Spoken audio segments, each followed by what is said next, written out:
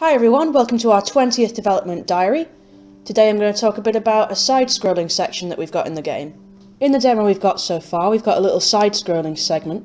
So the effect we wanted to achieve here was kind of like shadow puppets on a wall whilst the character is telling a story. We wanted the characters and the environment to move, but we wanted the background to stay in the same place, so it gives this effect of shadow puppets being projected on a wall. So I'm just going to talk a little bit about how we've done this.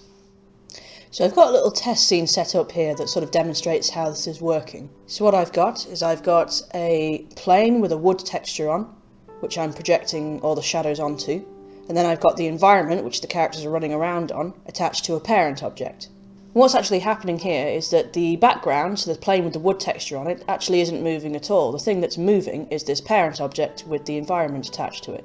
So in effect, the shadow environment is moving, whilst everything else is staying in the same place. There's a couple of problems which this creates.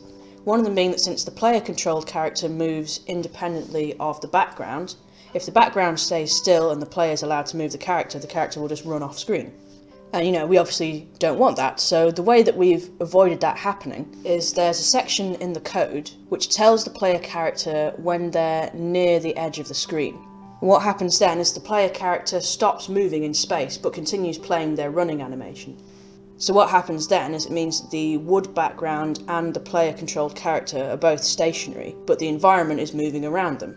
So this gives the impression that the character is running forward when they're actually staying in the same place. And what this means is we can set up one of these shadow mini-games anywhere in the environment that we like, and we don't have to worry about whether we're leaving ourselves enough space for the side-scrolling mini-game, because the character doesn't actually move outside of the area of the screen. Instead, what happens is the shadow environment moves around them. So that about covers it for today. Thank you very much for watching, and see you next time.